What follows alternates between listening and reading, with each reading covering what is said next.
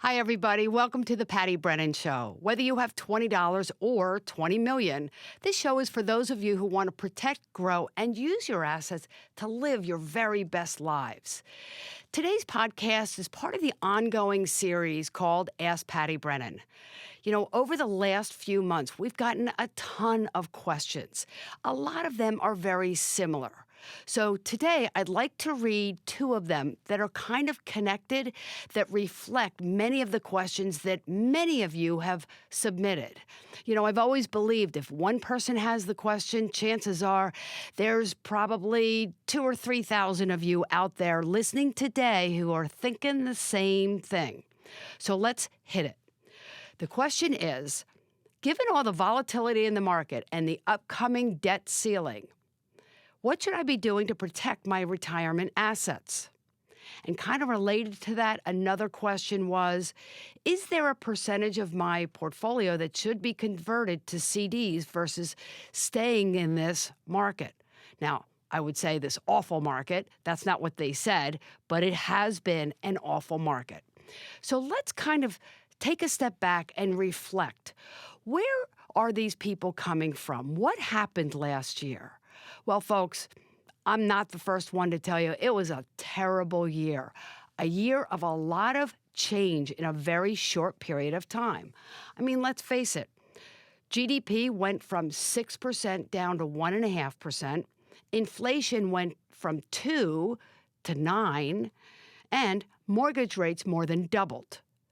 That is going to be unsettling for anyone who's listening and watching today, and certainly all of the markets. Oh, by the way, let's not forget about the unprovoked invasion of a superpower to their neighbor. Again, contributing to all of this, feeling of unsettlement throughout the world. So the United States was not the only market that was down last year. Pretty much anything that you invested money in 2022 lost value. Not necessarily money, value. So, recapping, it was the worst year for a 60-40 portfolio ever. Stocks were down, bonds were down. Hey guys, I got to tell you something. There's only been 3 years since 1926 that the bond market was actually down. And last year, it lost 13%. That had never happened, not even close. It was ugly. So it happened. What do you do now? First and foremost, let's kind of step back and reflect the impact of that volatility on your life today and your financial future. First and foremost, inflation. I really have to address this thing called inflation because I find that it's often misunderstood. Inflation peaked at 9.1%, and it is going down. Please understand that inflation is the second worst thing that you can experience as an American consumer, and any consumer, okay? What's the first? The first is deflation. I'll address that in a second. But inflation simply measures the change in prices from one period to another, okay? So prices went up 9.1% at one point over last year. That was the 12-month inflation figure, okay? It ended the year at about 6.5%. So what does that really mean to you? What it doesn't mean is that prices aren't going down. That's called deflation. It's just that inflation or the change in prices, it's just that they're not going up as fast, but it's still ugly. That's why the Federal Reserve has been so aggressive raising interest rates to try and cut the rate of change in prices. So it is what it is. Now, many people, kind of Monday morning quarterbacks out there, are saying, oh, Jerome Powell, he messed up, he blew it, inflation was rampant and he didn't address it early enough, and that's why it went up over 9%. Before we get into that finger-pointing camp, let's go back to 2020 and remember where we were in 2020 when those two fire hoses were going off. Here's the thing. What is inflation? Inflation is too much money chasing too few goods. Jerome Powell believed that the inflation we were experiencing was transient, temporary, caused by the supply chain shocks. He was right, right? We weren't able to get a lot of the things that we want to buy, whether it's toilet paper or TVs or photocopiers, right? Because of the chip shortage, et cetera. So there were too few goods. And then on top of it, there was a ton of money. Now, what do I mean by a ton? How is that measured? It's measured based on something called M2. M2, if you look at the chart, it went nuts, faster and higher than ever before. And just as M2 skyrocketed, guess what? It has plummeted. And literally this month, and I am recording this on February 1st, M2 actually went negative. Now, that's a good thing because it's not that prices are going down, because prices are going down is called deflation, and that's kind of what Japan has suffered since 1989. Unfortunately, the Federal Reserve can't do much about deflation. That's when prices are going down. So in a consumer-based economy, what do? I don't know about you guys, but if I think that that TV that I want is going to be down in price by $500 in 6 months, I'm not going to buy one. And then 6 months goes by and I'm going to wait again. And so we're not consuming in a deflationary environment. It's tough to get out of that, as Japan has found. So inflation, deflation. By the way, the question that was asked is, should I move some of my money into CDs? Well, here's the problem with that. Yes, CDs are paying higher interest, but inflation is still 6.5%. I don't know about you guys, but I have not found a CD paying 6.5%. So in real dollars, you're losing money. And by the way, that has happened every year since the early 2000s. So not even including the taxes that you have to pay on that interest, you are losing purchasing power. And I got to tell you, that is permanent. You're not getting that back. That's the problem with, cash. One thing that I say to people, and I hope that if anything that you remember in today's podcast, please try to remember this. Don't confuse stable with safe. CDs are stable. They are FDIC insured, and they are safe. It's a great emergency fund. Long term, because you're not keeping pace with inflation, I wouldn't call that safe. That's an erosion of your lifestyle. So when you think about your portfolio and protecting your portfolio, think about it instead about protecting your cash flow. That's a worthy goal because you're not going to use all of your money all at once. You're going to want cash flow from it, whether it be for tuition or retirement or that second home. So understand what the goal is for your portfolio and then invest accordingly. Risk is a function of time. So let's just sit down with your advisor, sit down with people that you trust, and come up with a plan, a strategy that's going to protect your assets no matter what's happening in the world around us. I love the question that related to debt ceiling because that is the current apocalypse du jour. I got to tell you, I've been doing this over 30 years. There's always something to worry about. There always will. Let me give you a little bit of perspective, though. I'm going to go through a couple of facts, right? First of all, the thing that the market is concerned about is a pending recession. And there is a good possibility that we end up in a recession. So again, for those of you who are working, take advantage of this opportunity to shore up your emergency fund so that if it happens to you, you're ready and you're not digging into your 401k to pay your mortgage. So typically, after a tightening cycle, it is not unusual for a recession to occur. And again, if we go into a recession, we Americans, we've never been in better shape. For example, Household debt is at 50-year lows, and 90% of the mortgages out there are at 4% or below. Fixed, by the way. Unemployment stands at 3.5%.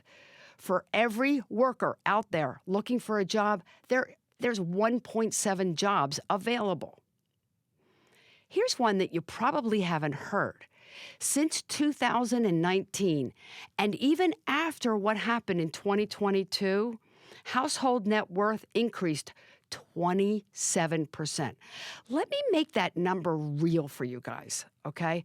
That is $29 trillion with a T, which boils down to $85,000 per American in just 3 years, even after 2022. We're in really good shape if we end up going through a recession. Excess personal savings. Now, remember, I just said excess, not the normal emergency fund. But there's a lot of excess savings sitting in those bank accounts. That equates to $900 billion. Now, I will tell all of you, it's down from $2.2 trillion just after the pandemic. So at this burn rate, that excess savings will be gone by the summer, which is why a lot of people are forecasting the recession to hit about the summer. It's okay. Be aware. Now's the time to get your finances in order. Last but not least, corporations are also holding trillions of dollars in excess savings. So as I think about unemployment, and for those of you who may be worried about your jobs, I just have to kind of play devil's advocate and ask the question, are these corporations really going to let go those people they just got hired and trained, especially since they're sitting on so much cash? The smarter managers, senior managers, and CEOs are probably not going to, because they know if they have great capacity, when we come out of the recession, they're grabbing market share.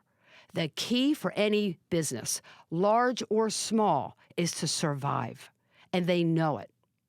So again, we've never been in better shape headed into a recession.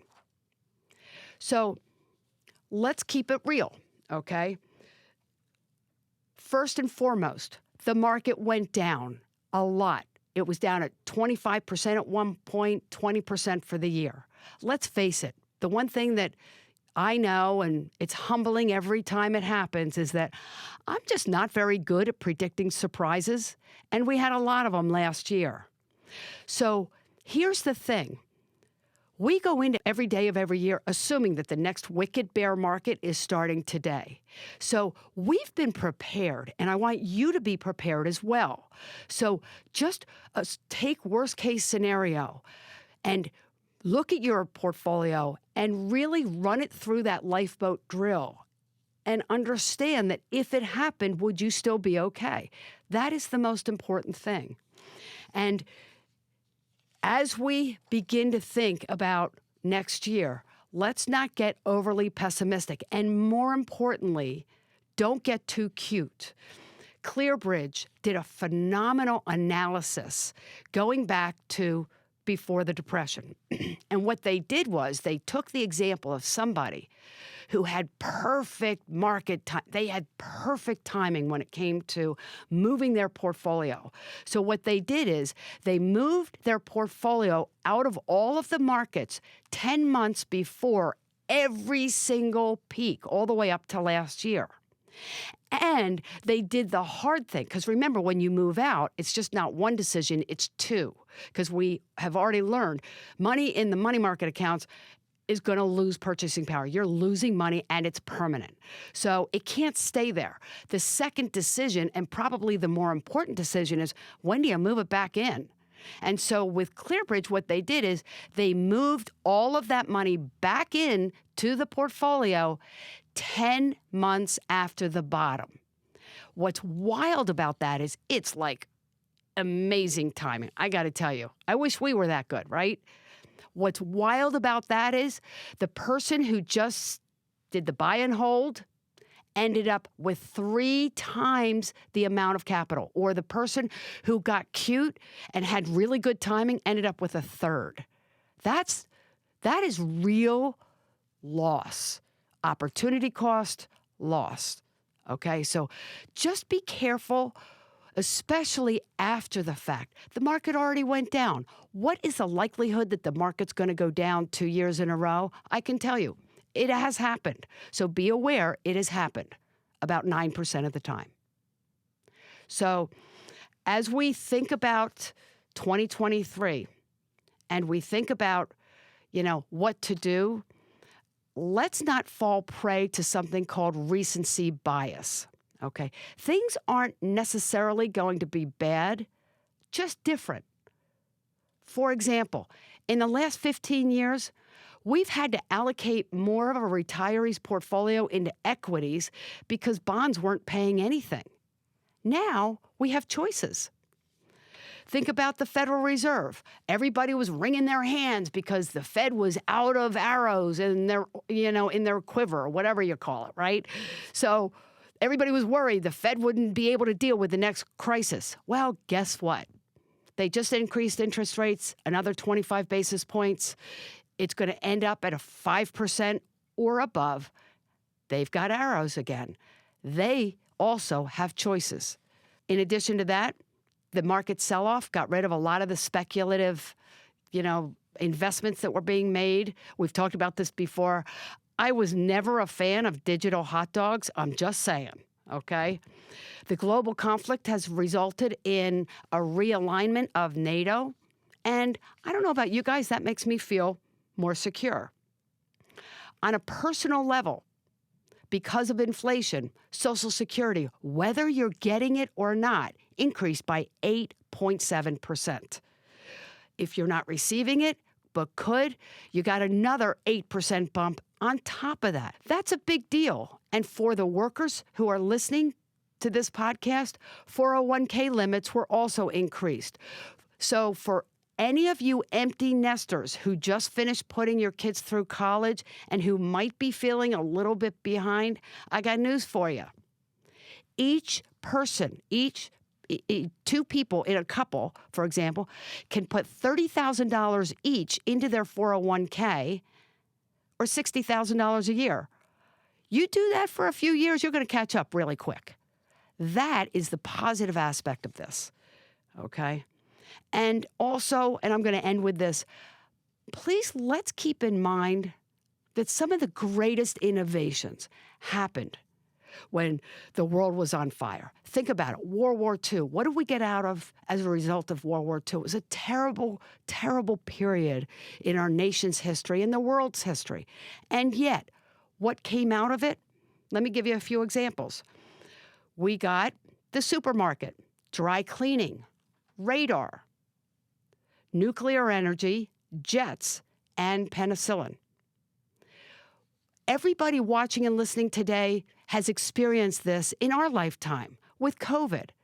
Who would have thought that a technology would have allowed scientists all over the world to come together as human beings to discover a vaccine within, basically decode this virus within days, like that would normally take about 5 years? Days, my friends, and then come up with a vaccine that would protect us against this lethal virus that literally took the lives of millions and millions of people. That is a miracle. And I can't help but wonder, as my friend Chris Davis of Davis Funds said, I can't help but wonder whether or not that really would have happened if we were all laying on a beach with full bellies. Adversity, as hard as it is, can be a wonderful motivator, and a lot of good things can come out of it, and I believe a lot of good things will continue to come out of what we experience in 2022. So, what do you do with this information? I think, personally, if you're watching this, hopefully you have an advisor and you already have a very comprehensive 360 view, not just your portfolio, but your entire financial plan. Let's look at your cash flow. When are you going to need that next car? What about the tuition payments? When do you really want to retire? And how much cash flow from that pool of money are you actually going to need? Let's get it ready now. A comprehensive plan that's being updated every single night with changes not only in the market, but in your situation. Because as we know, life changes, right? And you want to be ready. So this is a longer version of Ask Patti Brennan. I usually like to keep them to 10 minutes, but as you can probably tell, I kind of riffed. So thank you for tuning in. Thank you for listening. And most importantly, keep those cards and letters coming because, if you've got a question, a lot of other people are probably thinking the same thing. And I want to make sure that we are addressing the things that you're worried about, that you think about, and that you want to make sure that you're taking advantage of. Thank you so much for joining me. Go on to our website, keyfinancialinc.com, and most importantly, have a fantastic day. Take care. Bye-bye.